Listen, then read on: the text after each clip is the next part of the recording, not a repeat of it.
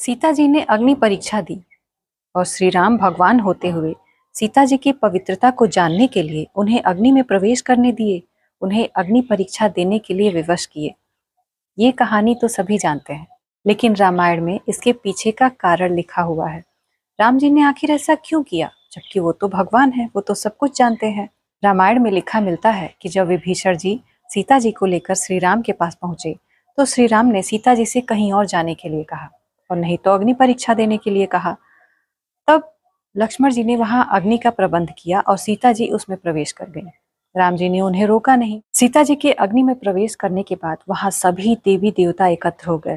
ब्रह्मा जी, शिव जी, सभी देवी देवता, ऋषि मुनि वहां आकर श्री राम को समझाने लगे कि आप ऐसा क्यों कर रहे हैं, आप तो साक्षात नारायण हैं और आप सारी बात जानते हैं कि वो स्वयं जगदम्बा है और उनकी पवित्रता की परीक्षा लेना उचित नहीं है।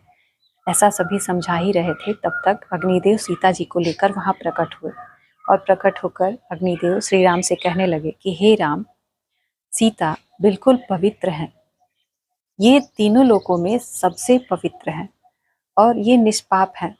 रावण के अंतःपुर में रहकर भी इनका चित्त हमेशा आपके में ही लगा रहा। ये आपकी आराधना करती हैं, इनके हृदय से आपका चिंतन कभी दूर नहीं होता।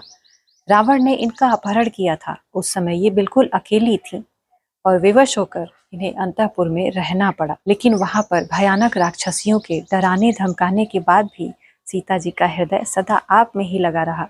ये बिल्कुल निष्पाप है, इसीलिए इन्हें मैं आपको समर्पित कर रहा हूँ, आप इन्हें स्वीकार कीजिए।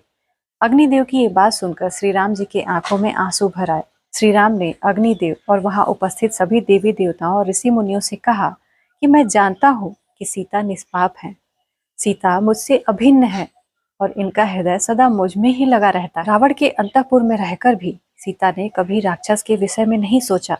इन्होंने मेरा ही चिंतन किया, वहां इन्होंने मेरी ही आराधना की। सीता मुझसे अलग नहीं है, जैसे सूर्य देव से उनकी प्रभा दूर नहीं हो सकती, वैसे ही मुझसे सीता दूर नहीं हो सकती। लेकिन लोगों में विदेह नंदिनी की पवित्रता का विश्वास दिलाने के लिए ये अग्नि विषयक परीक्षा आवश्यक थी। मैं जानता हूँ कि जैसे सागर अपने तट को नहीं छोड़ सकता, वैसे ही रावण भी अपनी सीमा को नहीं छोड़ सकता। सीता रावण के अंतःपुर में रहकर भी सदा मेरे ही चिंतन में लगी रही, मैं जानता हूँ। लेकिन तीनों लोकों के प्राणियों में सीता की पवित्रता का विश्वास दिलाने के लिए मैंने सत्य का सहारा लेकर सीता को अग्नि में जाने से नहीं रोका। मैं जानता हूँ कि सीता पवित्र हैं, लेकिन तीनों लोकों में इनकी पवित्रता बनी रहे, इन पर कोई उंगली न उठाए, इसीलिए मैंने सीता को अग्नि परीक्षा देने से नहीं रोका।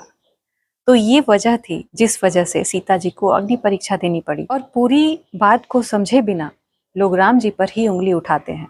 सोचिए, जिन्होंने सीता जी की पवित्रता लोगों में बनी रहे, वो देवी की तरह पूजी जाए, इसलिए अग्नि परीक्षा दिलवाई, हम उसी पर उंगली उठाने लगते हैं।